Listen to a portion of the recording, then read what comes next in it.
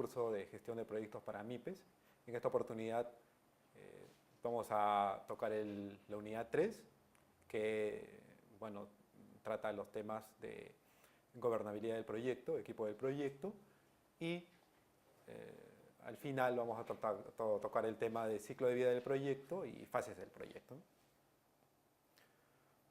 En la anterior unidad habíamos tocado el tema de influencia de la organización y ciclo de vida del proyecto. Habíamos tocado dos puntos importantes, que es la influencia de la organización en la dirección de proyectos y los interesados del proyecto. En esta unidad vamos a completar ese capítulo, que es la gobernabilidad del proyecto, el equipo del proyecto y el ciclo de vida del proyecto. ¿Qué es la gobernabilidad del proyecto? El PMBOK define como gobernabilidad del proyecto una función de supervisión del proyecto. La gobernabilidad del proyecto generalmente recae en el dueño de la empresa, también de repente en un funcionario de alta jerarquía de la empresa. Tratándose de medianas y pequeñas empresas, generalmente esta función va a recaer pues, en el dueño de la empresa, o en este caso el PMBOK lo define pues, como patrocinador del proyecto, ¿no? Esta gobernabilidad del proyecto es importante, ya que va a dar las pautas necesarias al jefe del proyecto, al director del proyecto, para que los proyectos puedan ser encaminados de manera adecuada y puedan lograr los objetivos que se habían planteado en concordancia con los objetivos estratégicos de la organización. La gobernabilidad del proyecto brinda procesos para la dirección de proyectos, brinda modelos de toma de decisiones. Muchas empresas, bueno, generalmente las empresas ya relativamente grandes, tienen pues un modelo establecido de toma de decisiones. Este modelo de toma de decisiones está básicamente desarrollado para que los funcionarios de bajo nivel puedan tomar decisiones de acuerdo a los objetivos básicos de la organización. También la gobernabilidad provee herramientas. Hay diferentes tipos de herramientas de gestión. Podría enumerar algunos, que pueden ser los diagramas de Pareto, pueden ser las hojas de cálculo para los reportes de desempeño, pueden ser los diagramas de causa-efecto, y así, ¿no? Tenemos diferentes herramientas que puede brindar la organización o el dueño de la compañía, el patrocinador, al director de proyectos para que pueda controlar o mejorar el control del proyecto. Es muy importante, este aspecto es muy importante porque la gobernabilidad también apoya y controla al proyecto. Es necesario que el patrocinador o dueño de la empresa pueda establecer un proceso para controlar al director de proyectos y pueda evaluar su desempeño, ¿no? Un aspecto importante a tratar es que también la PMO, si no se acuerdan, la PMO es la Oficina de Gestión de Proyectos, ¿no? Que puede dar soporte al proyecto o también puede hacerse cargo del proyecto. En este caso, si en nuestra empresa hemos contratado una oficina de gestión de proyectos o una PMO para básicamente dar soporte al proyecto, esta podría cumplir funciones importantes de la gobernabilidad del proyecto. También tenemos los criterios de éxito. La gobernabilidad del proyecto debe de proveer criterios de éxito al proyecto en base a diferentes aspectos, ¿no? O restricciones del proyecto. Por ejemplo, un criterio de éxito del proyecto puede ser el cumplimiento en plazo, ¿no? o un cumplimiento en costo. De repente puede ser también en términos de calidad del proyecto, ¿no? Entonces, estos criterios básicos de aceptación o de éxito del proyecto deben ser proporcionados por la gobernabilidad. También tenemos procesos para identificar, controlar y mitigar los riesgos. En un proyecto existen pues innumerables riesgos, hay innumerables aspectos que podrían de alguna manera impactar nuestro proyecto. La gobernabilidad del proyecto debe de dar un proceso, debe dar una metodología para identificar, controlar y mitigar estos riesgos. La gobernabilidad además también brinda los aspectos básicos para la relación entre el equipo del proyecto, interesados, y las personas que trabajan dentro de la empresa. Un aspecto importante que la gobernabilidad del proyecto también proporciona al proyecto es el organigrama, ¿no? La estructura organizacional del proyecto. Básicamente el dueño de la empresa al inicio, al iniciar un proyecto, ya más o menos tiene en claro cómo va a estar organizado el proyecto, ¿no? A nivel de organigrama. Quiere decir quién va a ser el director de proyectos, quiénes van a ser los que le van a apoyar al director de proyectos, que pueden ser, por ejemplo, un especialista en costos y presupuestos, puede ser un especialista en diseño, en dibujo, etc., ¿no? Además, la gobernabilidad del proyecto proporciona también los procesos y los procedimientos de comunicación. Pueden ser correos electrónicos, pueden ser videoconferencias, teleconferencias, informes, modelos de informes, modelos de memorándum, etc., ¿no? La gobernabilidad del proyecto debe de establecer esos procesos y procedimientos de comunicación. Como habíamos indicado anteriormente, la gobernabilidad del proyecto debe de dar los procesos para la toma de decisiones, en especial a la persona que está a cargo del proyecto, ¿no? Que es en este caso el director de proyecto. También la gobernabilidad del proyecto brinda guías para que el director de proyectos pueda alinear los objetivos del proyecto a las estrategias de la organización, a los objetivos estratégicos de la organización. Brinda también los ciclos de vida del proyecto, es decir, cómo está organizado el proyecto, en cuántas fases va a estar organizado el proyecto, cuánto personal va a involucrar cada fase del proyecto, etc., ¿no? Brinda también los procesos para la revisión de las fases, la gestión de los cambios. Y al final alinea los criterios de los proyectos con los requisitos de la organización. Bueno, hemos tratado bastantes aspectos de lo que es la gobernabilidad del proyecto y bueno, resumiendo, debemos indicar de que la gobernabilidad del proyecto es muy importante, ¿no? Para que el proyecto pueda desarrollarse y cumplir los objetivos estratégicos de la organización. Ahora vamos a tocar un tema que es muy importante, que es el éxito del proyecto, como parte de este capítulo número 2, que es la influencia de la organización y ciclo de vida del proyecto.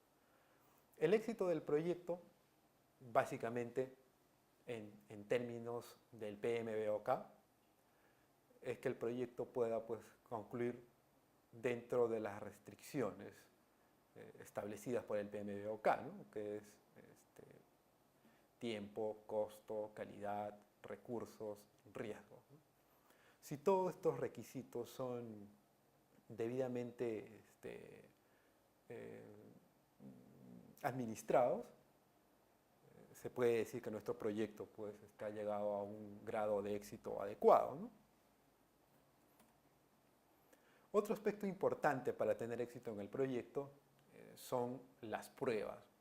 antes de que el proyecto sea entregado a nuestro cliente, debe haber pues un periodo de pruebas que debe estar considerado dentro del plazo de ejecución de nuestro proyecto.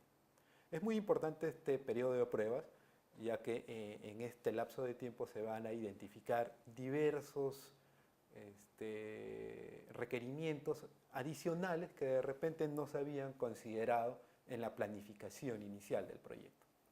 Un ejemplo de este tema del periodo de pruebas es denominado por el PMBOK lanzamiento suave, ¿no?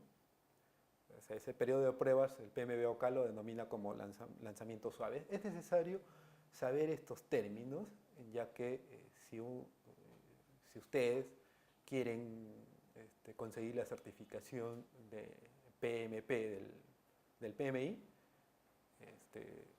es necesario saber estos términos, ¿no? Este periodo de pruebas, el PMBOK lo llama como lanzamiento suave. Un ejemplo de este lanzamiento suave, hace poco lo hemos podido ver en la televisión. El alcalde de Lima dio una conferencia de prensa indicando pues, que antes de que el bypass 28 de julio se ponga en operación y al servicio del público, debía de pasar por una marcha blanca, ¿no? En este caso la Oficina de Gestión de Proyectos de la Municipalidad de Lima llamó pues, este periodo de pruebas o lanzamiento suave, marcha blanca, ¿no? Que es un sinónimo básicamente de este lanzamiento suave que indica el PMBOK, ¿no? Y que es clave o es fundamental para que nuestro proyecto pueda ser exitoso y pueda ser lanzado o puede ser entregado a los usuarios finales. El éxito del proyecto también depende del cumplimiento de las últimas líneas base. Como sabemos, o bueno, los que de repente ya han tenido oportunidad de participar en algún proyecto, la línea base del proyecto básicamente, o en la mayoría de los casos, está pues establecido en términos de cumplimiento de plazo, costo y alcance, que es básicamente, que corresponde básicamente a una metodología de control de obras, ¿no? Esta línea base en función a esas tres restricciones determinan pues si nuestro proyecto es exitoso o no exitoso, ¿no? Hay un aspecto importante que se debe de indicar en este momento, es de que el director de proyectos es responsable del proyecto. Es responsable de los alcances que pueda considerar en el proyecto. Esos alcances tienen que ser medibles y tienen que ser ejecutables.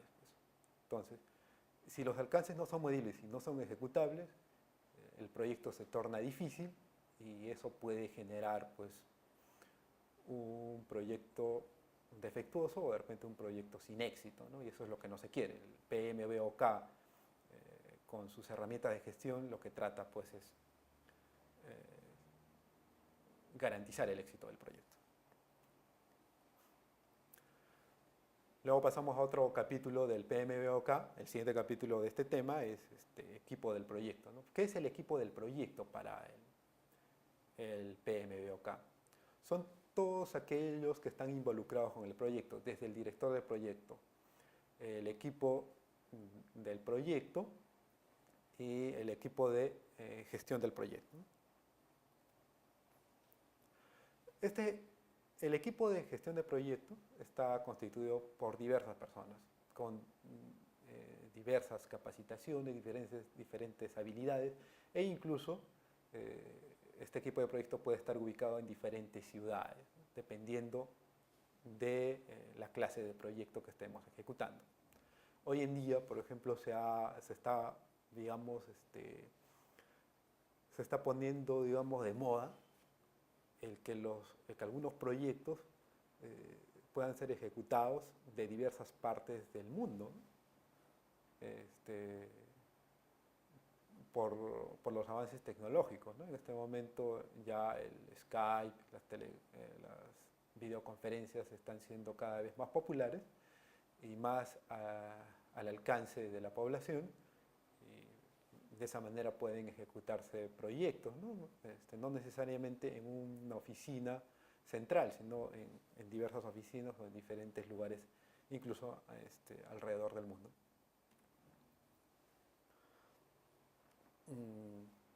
El equipo el equipo del proyecto puede tener diversa configuración, diversas estructuras, diversos organigramas, pero hay una constante, que el equipo del proyecto tiene en todos los casos un director de proyectos. Eso es lo que le hace, eso es lo que lo diferencia, ¿no? a los proyectos. Dentro del equipo del proyecto ahora vamos a tratar los roles del equipo del proyecto. En este caso tenemos al personal de dirección de proyectos. El personal de dirección de proyectos es aquel personal que está trabajando de la mano con el director de proyectos. Es ese personal que da soporte al director de proyectos, que básicamente tiene los siguientes roles, ¿no? Elabora los presupuestos, los cronogramas, estima los recursos, identifica los riesgos, establece los procesos o los procedimientos o las formas de comunicación, los estándares, los formatos, y así diversos trabajos básicamente de oficina, y trabajan de la mano con el director de proyecto. El director de proyectos, el personal de dirección de proyectos también puede ser la PMO, como habíamos indicado anteriormente. La Oficina de Gestión de Proyectos, o PMO, puede dar soporte al proyecto, o también puede hacerse cargo del proyecto. En este caso, le puede dar soporte al director de proyecto.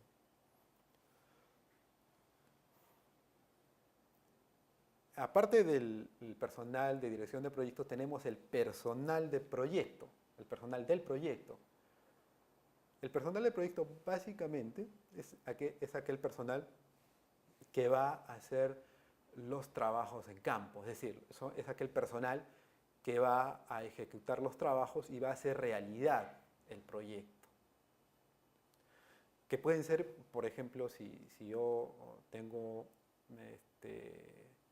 una empresa de construcción, una pequeña y mediana empresa de construcción, y bueno, me asignan un proyecto de construcción o remodelación de unas oficinas. El personal del proyecto vendría a ser pues los obreros, los albañiles, el almacenero, etcétera, ¿no? Son aquellas personas que van a hacer realidad nuestro proyecto.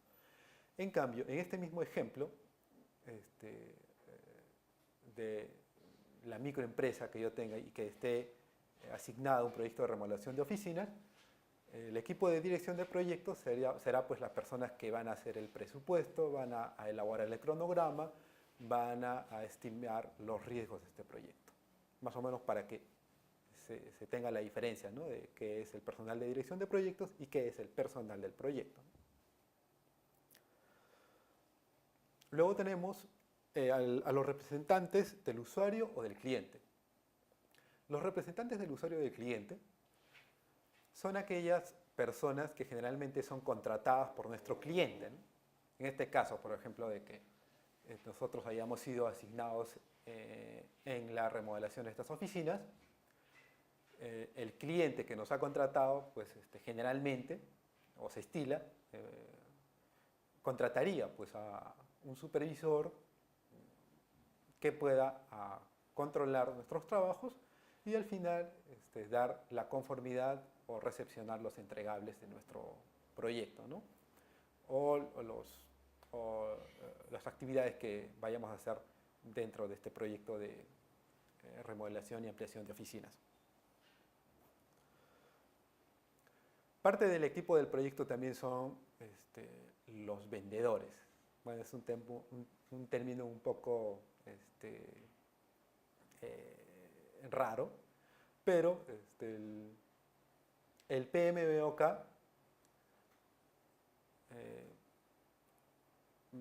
define a todos los proveedores como vendedores. Es necesario, como les digo, saber estos términos, saber estos términos estandarizados por el PMBOK, porque les van a servir si ustedes quieren certificarse como PMP, ¿no? Entonces, estos vendedores, como los define el PMBOK, son los contratistas, son las empresas que nos suministran bienes, servicios,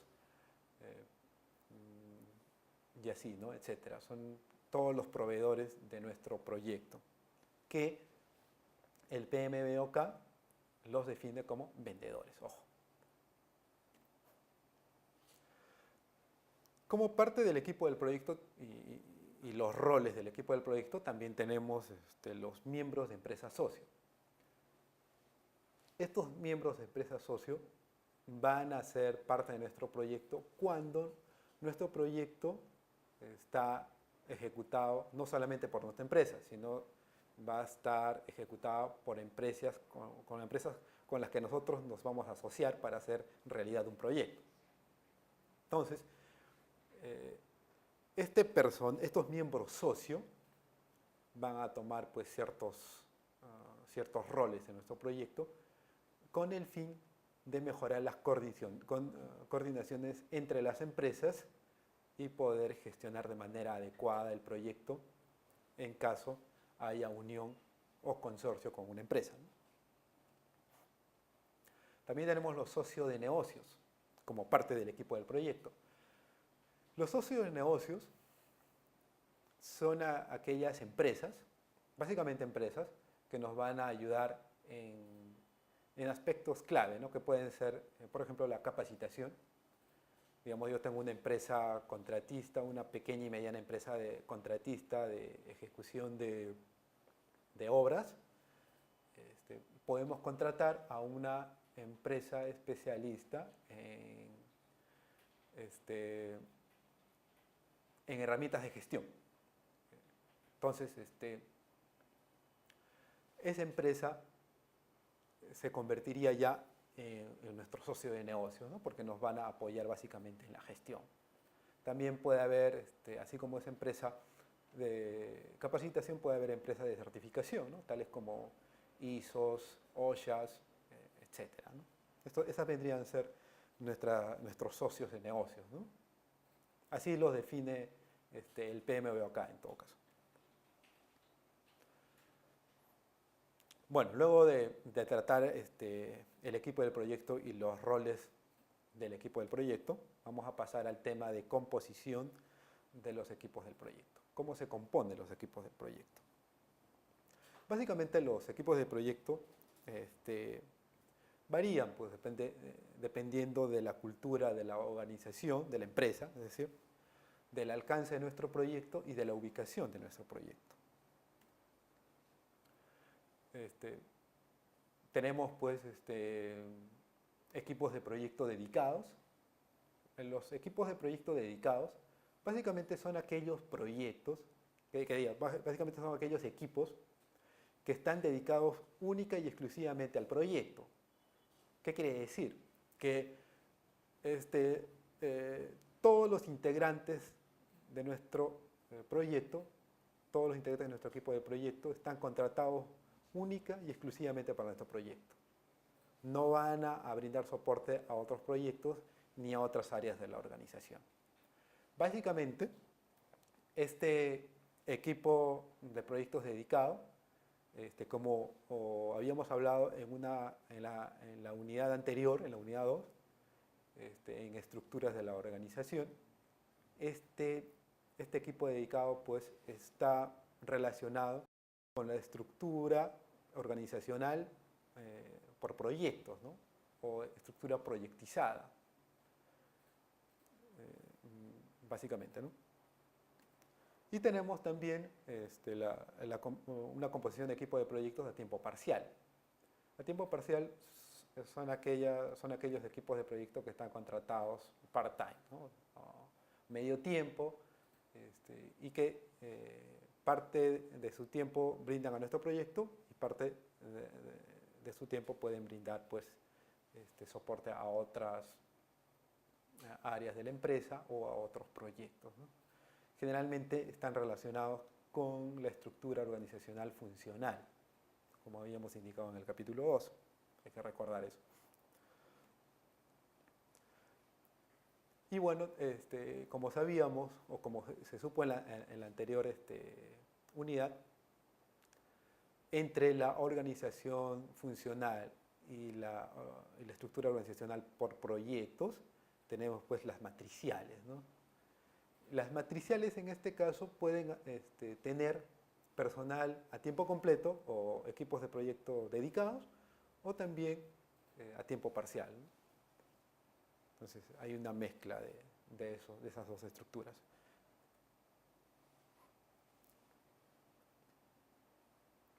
Bueno, también tenemos que también podemos ver de que la composición del equipo de proyectos puede variar según la unión o el consorcio de empresas, ¿no? Entonces, si hay un consorcio entre empresas, la composición de nuestro equipo de proyectos puede tener ciertas variaciones. También la composición del equipo puede puede variar según la ubicación del equipo del proyecto. Como habíamos indicado anteriormente, muchos de los proyectos en la actualidad se gestionan con personas que no necesariamente están ubicadas en una oficina, sino pueden estar ubicadas en diversas oficinas, en diversos lugares, incluso a nivel del mundo, ¿no? Generalmente los proyectos que se desarrollan, o los proyectos que desarrollan software de computación, tienen pues especialistas que están ubicados en diferentes partes de la ciudad, del país o incluso del mundo, ¿no? Según su especialidad. Ahora vamos a pasar a otro tema que es muy importante, que es el ciclo de vida del proyecto. ¿Qué es el ciclo de vida del proyecto? El ciclo de vida del proyecto pues, está conformado por una serie de fases que van a hacer realidad nuestro proyecto, ¿no? En el gráfico podemos identificar pues, que el proyecto está, en este proyecto en particular, está pues determinado en 4 fases, ¿no? Que son el inicio del proyecto, la planificación, la ejecución del trabajo y el cierre del proyecto.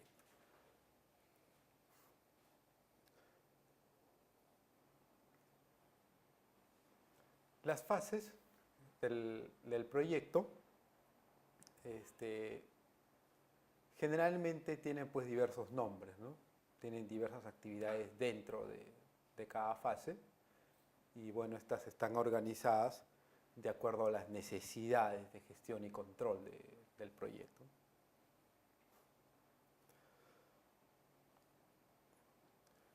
En el gráfico que se está mostrando en este momento tenemos pues una estructura genérica del proyecto, como habíamos indicado. Inicia pues con procesos de inicio del proyecto, la organización y la preparación, ejecución del trabajo y el cierre del proyecto. Como se puede observar en este gráfico, el nivel de costos varía de acuerdo al tiempo. Generalmente,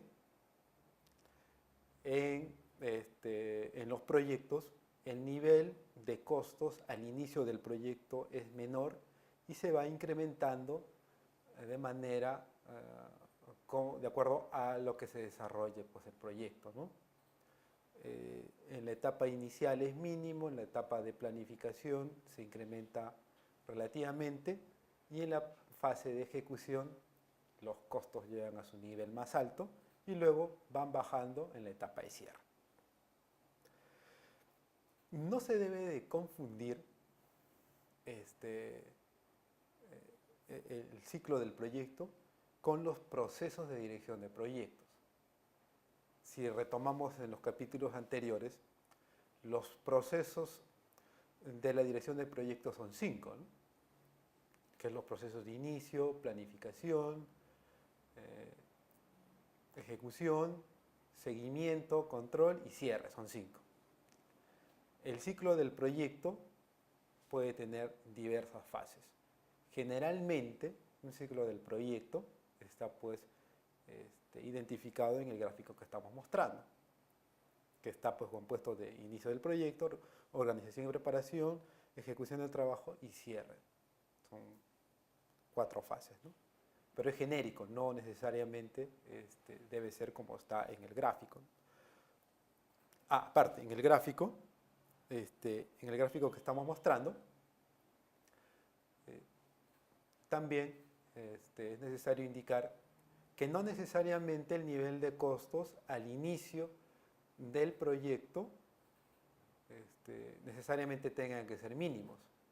En algunos proyectos especiales o en donde se requieran, digamos, recursos lo más antes posible, las inversiones o el compromiso de costos al inicio puede ser considerable, ¿no?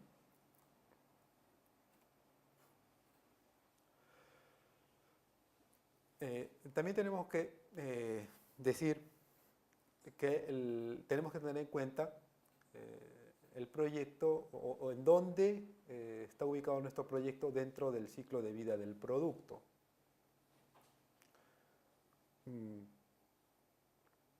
Nuestro proyecto generalmente se puede ubicar, pues según el gráfico que tenemos en este momento, tenemos pues que el producto tiene pues diversas fases, ¿no? Tiene una fase de iniciación, una fase de crecimiento, una fase de madurez y una fase de declive. Entonces, ¿qué pasa? Nuestro proyecto puede estar ubicado en una de esas fases del ciclo de vida del producto, que es diferente a decir proyecto. Ojo.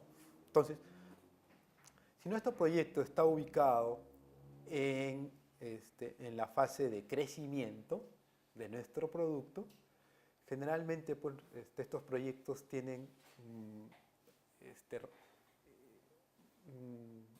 una gran inversión, ¿no? O sea, a nuestro proyecto le dan mayor énfasis y nuestros proyectos pueden ser provistos de recursos importantes, ¿no? Mientras que si nuestro proyecto estaría ubicado en la fase de declive del producto, cuando ya se sabe que nuestro producto ya cumplió su ciclo de vida y bueno, ya está en el declive, ¿no? Si está ubicado en esta parte del ciclo de vida del producto, generalmente pues estos proyectos no van a ser provistos de los recursos importantes, ¿no? Generalmente estos proyectos van a tener que cumplir objetivos claros y precisos sin mayores recursos, ¿no?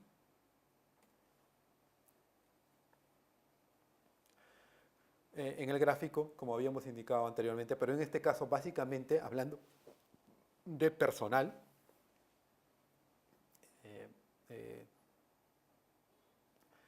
podemos indicar de que el ciclo de vida de un proyecto, bueno, en las partes iniciales del ciclo de vida del proyecto, la dotación de personal pues es mínimo, ¿no? Generalmente se da ese caso, ¿no? De que según el gráfico que tenemos en la pantalla, la dotación de personal al inicio del proyecto es mínimo y va avanzando, va incrementándose de acuerdo a cómo está progresando, cómo se está realizando nuestro proyecto. Pero eso tampoco no es digamos, una regla, ¿no? No se mantiene de esa manera, no es igual en todos los proyectos. En algunos proyectos, la asignación de personal, incluso de todo el equipo del proyecto, se va a hacer pues al inicio. se va a contratar a todo el equipo, ¿no? Porque de repente tenemos pues que prever ciertos recursos que si no lo hacemos al inicio del proyecto después no van a estar disponibles y eso puede afectar los plazos de nuestro proyecto y al final se traduce pues en incumplimiento y descontento de nuestros clientes, ¿no?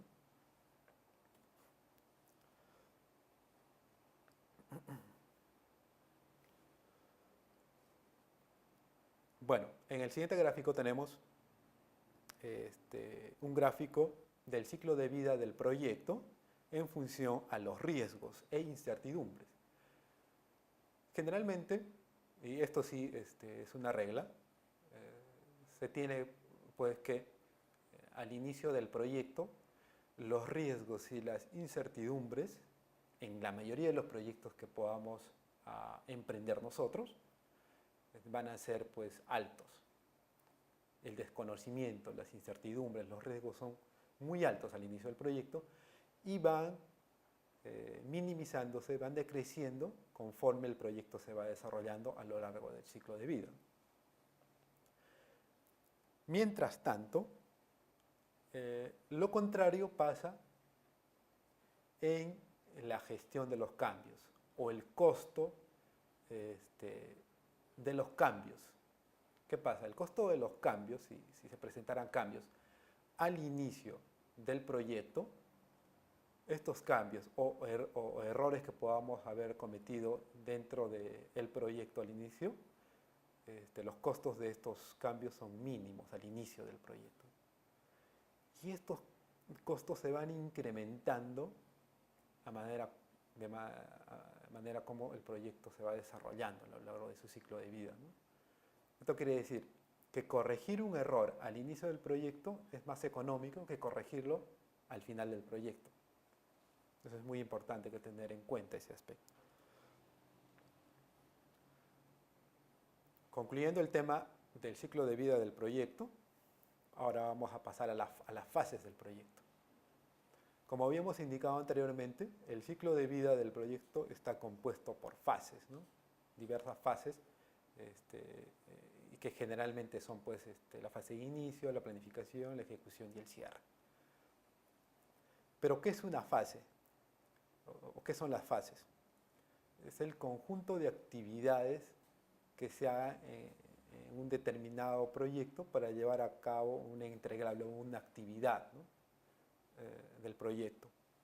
Las fases, un proyecto puede tener n fases, diversas fases, y esto está pues de acuerdo al criterio básicamente del director de proyecto, a la experiencia del director de proyectos o también de acuerdo a las políticas de la empresa o aspectos de la organización que definan básicamente las fases del proyecto. Pueden incluso estar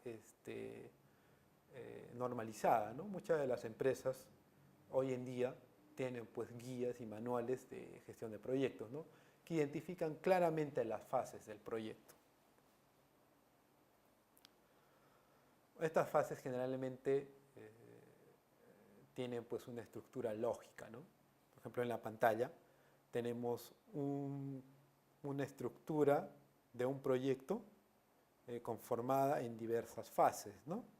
Tenemos este ejemplo, por ejemplo, de la pantalla es pues, de una empresa que se dedica a la construcción, ¿no? Aquí, por ejemplo, tenemos fase conceptual, fase de planeamiento, estudios y desarrollo, fase de diseño, fase de construcción y fase de cierre y puesta en marcha. Entonces, esta empresa en particular pues, ha definido pues, esta forma lógica de la gestión de su proyecto por fases, ¿no? Y así, acá podemos poner varios ejemplos, ¿no? Por ejemplo, es el ejemplo de una empresa constructora. Pero también podemos tocar el tema de cómo el gobierno gestiona sus proyectos en fases. Las entidades del Estado generalmente pues, tienen las siguientes fases, ¿no? Tienen la fase de perfil de proyecto, tienen la fase de expediente técnico del proyecto, tienen la fase de ejecución y tienen la fase de postconstrucción y mantenimiento, ¿no? Las entidades del Estado, como he nombrado, tienen pues hasta 5 fases tienen 5 fases en su forma como gestionan los proyectos, ¿no? Y así, otras organizaciones u otras entidades pueden determinar un número determinado de fases para gestionar sus proyectos particulares.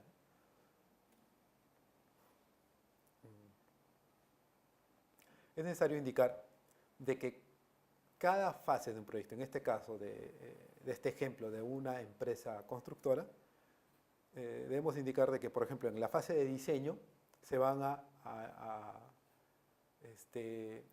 desarrollar actividades básicamente de diseño, de oficina, que por ejemplo termina esa fase con la entrega pues, de planos, ¿no? Planos de construcción, especificaciones técnicas, costos, presupuestos, etc., ¿no? Y una vez entregados todos esos documentos, recién con esos documentos puede pasar a la fase de construcción.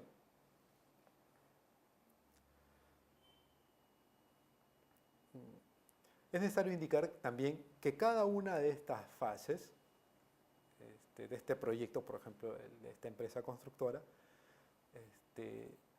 involucra pues, diversos recursos, diverso personal, diversas capacidades de personas, ¿no? Por ejemplo, en la fase conceptual, básicamente pues, las personas que intervienen son pues, el dueño de la empresa, o el patrocinador o la que inicia el proyecto, ¿no?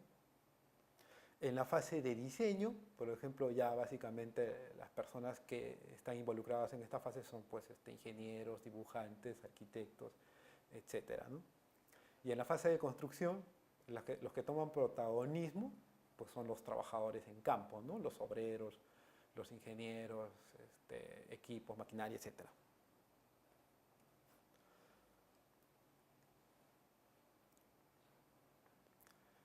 También en cada una de estas fases se requieren pues, controles, se requieren ciertos procedimientos para gestionar cada una de estas fases. Y son exclusivos de cada fase, ¿no? Por ejemplo, cómo se controla actividades de diseño en oficina. Entonces debe haber un procedimiento, ¿no? El jefe de proyecto o el gerente o el director de proyecto identificará pues, cuál es la mejor manera de controlar las actividades dentro de la oficina de diseño de esta empresa, ¿no? De igual manera, en la etapa de ejecución o en la etapa de construcción habrá diversos procedimientos, maneras de cómo pues, se controlan los proyectos, ¿no? O cómo se controla la fase de construcción de una obra en particular.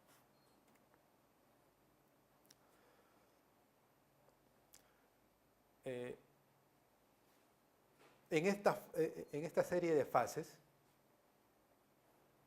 una fase necesariamente tiene que entregar algo importante al proyecto, ¿no? Esa es la característica importante. Por ejemplo, en la fase de diseño, bueno, el entregable básico son los planos, ¿no? U otros documentos de construcción. En esta diapositiva podemos observar que tenemos un proyecto de una sola fase. Por ejemplo, este ejemplo es el que aparece pues, en el PMBOK, ¿no? Es de un proyecto de telecomunicaciones que está ejecutada en una sola fase, ¿no? Y esa fase tiene pues, el proceso de inicio, planificación, ejecución y proceso de cierre. Su proyecto solamente se ejecuta en una sola fase.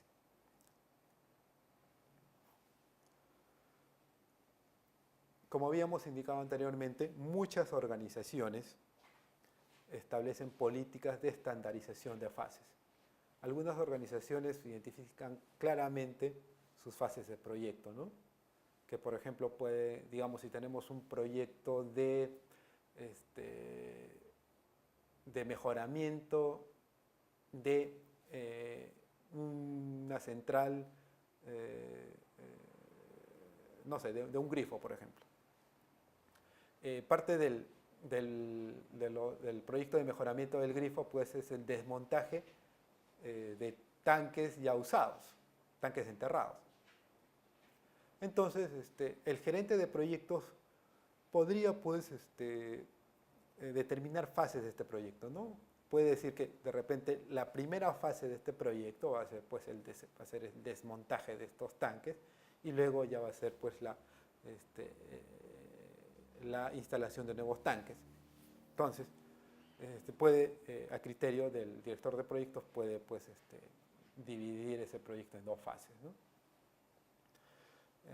Y como hemos indicado, muchas de las empresas, según las actividades que realizan, pueden estandarizar sus fases, ¿no? Así como el Estado peruano ya ha estandarizado sus fases del proyecto en básicamente 5 fases, que sería la fase de perfil, la fase de expediente técnico, la fase de construcción y la fase de cierre o mantenimiento y evaluación ex post, ¿no? Bueno, son cuatro fases. Por ejemplo, el Estado peruano ya ha estandarizado sus proyectos en 4 fases, ¿no? Y así, otras organizaciones pueden dividir sus proyectos en diversas fases. En esta diapositiva tenemos pues un proyecto de varias fases, ¿no? Así como habíamos indicado en el ejemplo anterior, tenemos pues 3 fases, ¿no? Que es una fase de desmontaje, una fase de limpieza y una fase de paisajismo, ¿no? Entonces, está a criterio generalmente del director de proyecto, del jefe de proyecto, la división del proyecto en varias fases, ¿no? También el patrocinador o el dueño de la empresa puede, pues, puede de repente identificar fases y en conjunto implementar diversas fases en la ejecución de un proyecto particular, ¿no? Relaciones entre fases. ¿Cómo se relacionan las fases? Hay fases secuenciales hay relaciones secuenciales y relaciones de superposición. Las relaciones secuenciales son las que aparecen en la diapositiva, en el lado izquierdo.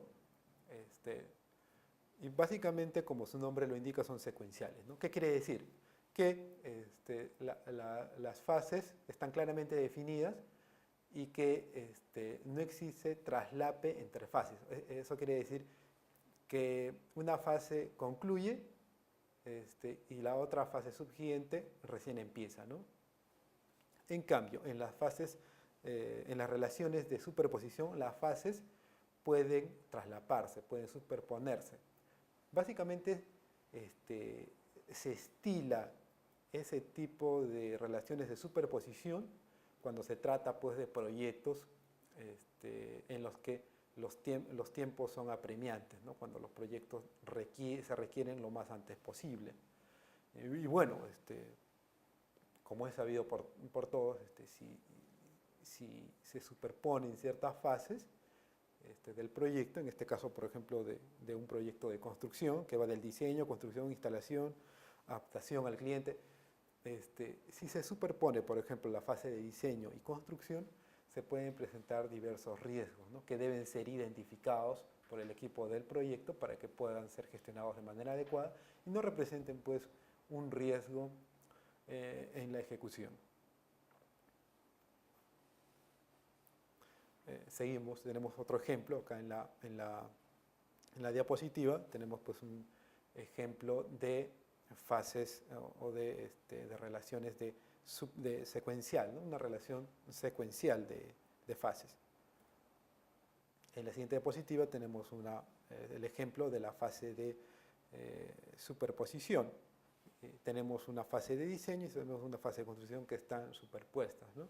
Ojo que este tipo de de relaciones pueden generar un riesgo. Es importante saber eso. Luego de eso tenemos ciclos de vida predictivos.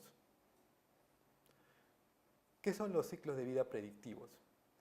Bueno, básicamente, como su nombre lo indica, son los que se predicen antes de, ¿no? Generalmente estos ciclos de vida de proyectos se dan pues en proyectos de construcción. Generalmente son muy usados por las entidades del Estado. ¿Qué quiere decir? Que los alcances, las especificaciones, los diseños se desarrollan antes de que se ejecute el proyecto.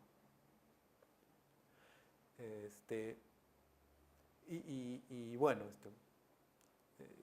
eso conlleva pues diferentes aspectos, ¿no? Que se tienen que tomar en cuenta, ya que generalmente en estos ciclos de vida predictivos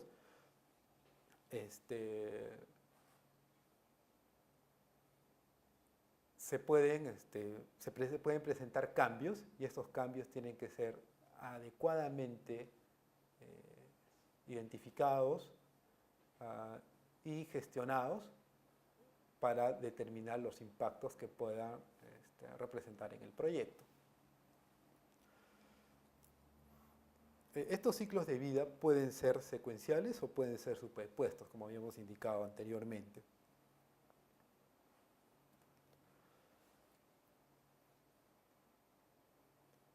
Bueno, como habíamos conversado también, estos ciclos de vida predictivos, bueno, están integrados por una serie de fases a lo largo del ciclo de vida del proyecto y bueno, estas fases definen pues el alcance global de nuestro proyecto, ¿no? Los cambios tienen que ser adecuadamente gestionados con anterioridad y deben ser aprobados de manera adecuada para que no generen impactos negativos en el proyecto. Estos ciclos de vida predictivos básicamente se enfocan pues en proyectos de construcción, ¿no? Generalmente los ejemplos clásicos son los ejemplos de construcción, que primero se tienen pues los documentos de construcción, los planos, los diseños, especificaciones técnicas y luego se ejecutan. En los proyectos predictivos, el valor final de este proyecto se sabe cuando el proyecto está concluido al 100%, ¿no? Los ciclos de vida predictivos también pueden usar los conceptos de planificación progresiva. ¿Esto qué quiere decir? Que a modo que se van ejecutando las labores, se van desarrollando planificación progresiva, ¿no? Y se van ejecutando los alcances. Luego tenemos los ciclos de vida iterativos e incrementales, que a diferencia de los ciclos de vida predictivos, los iterativos intelectuales, tal como su nombre lo indica, son repetitivos, ¿no? Se repiten de manera intencional. ¿Con qué objetivo? Básicamente con el objetivo de obtener ciertos entregables, y estos entregables deban ser evaluados para que puedan ser implementados en las siguientes repeticiones. Generalmente este tipo de ciclos de vida iterativos e incrementales son utilizados pues, en la industria del software, ¿no? ¿Qué quiere decir? Que elaboran, ejecutan el proyecto o ya entregan un software, hacen una demostración del software, el equipo del proyecto, y bueno, hacen pruebas y de repente no cumple con las expectativas, ¿no? Entonces regresan a la fase de diseño, replantean ciertos aspectos y consiguen nuevos resultados, ¿no? Y así se van evaluando. Si cumple, se puede entregar al usuario. Y si no cumple, regresan a la fase de diseño y así sucesivamente hasta encontrar el producto esperado, ¿no? También este tipo de ciclos de vida iterativos se pueden dar en oficinas de diseño, básicamente diseño arquitectónico, ¿no? De la industria de la construcción. ¿Qué quiere decir? Que, por ejemplo, generalmente los que hacen uso de este tipo de ciclos iterativos son los arquitectos, ¿no? Que, bueno, presentan un bosquejo de la arquitectura que se está planificando en este momento, y se entrega al usuario o al dueño, ¿no? ¿Y qué pasa? Ese es el dueño, dicen, no le parece que ese diseño no está de acuerdo a sus expectativas y el arquitecto tiene que volver a la oficina, replantear los requisitos del dueño y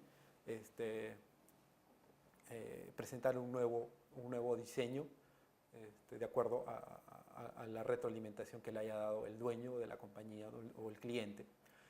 Y bueno, si al final de serias repeticiones el diseño está de acuerdo a los requerimientos del cliente, bueno, pasa el proyecto y se ejecuta, ¿no? Si no, se vuelve a las iteraciones. Tenemos un ejemplo aquí, básicamente este es un ejemplo de un ciclo de vida iterativo de diseño de software.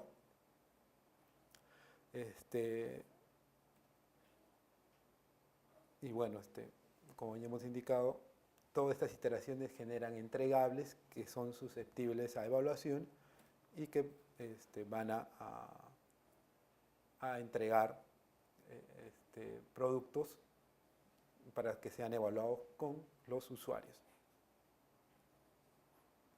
Generalmente se usan este tipo de ciclos de vida iterativos incrementales cuando los objetivos y los alcances son cambiantes. Cuando los objetivos y alcances son cambiantes, como les había indicado, muchos de estos alcances y objetivos cambiantes se presentan en la industria del software y también en la industria de la construcción en la fase de definición de arquitectura de un proyecto. También se usan para reducir la complejidad del proyecto, ¿no?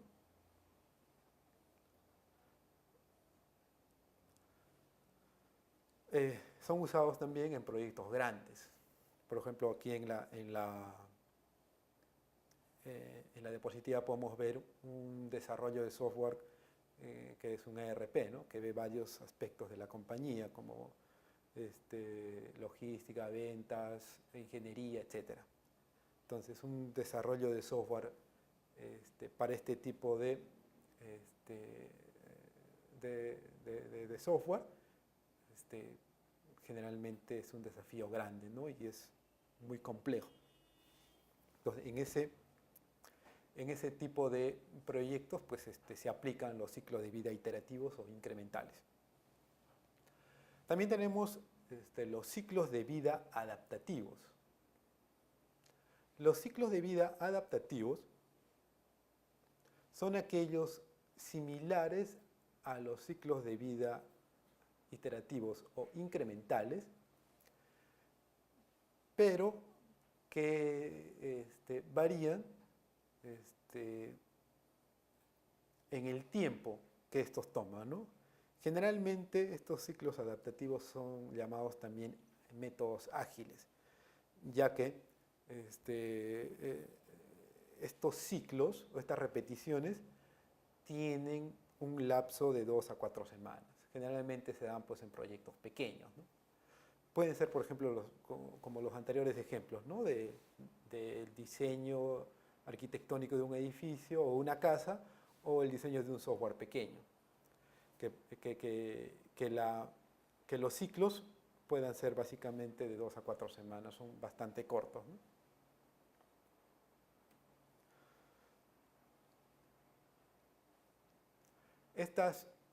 Estos ciclos de vida adaptativos generalmente se ubican en la fase de planificación de los proyectos. Ahí es donde más se enfocan o se dan este tipo de ciclos de vida.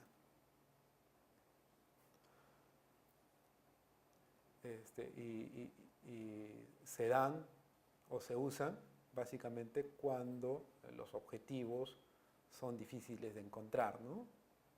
Y necesariamente requieren estos ciclos, estas repeticiones. Bueno, eso ha sido todo por el día de hoy.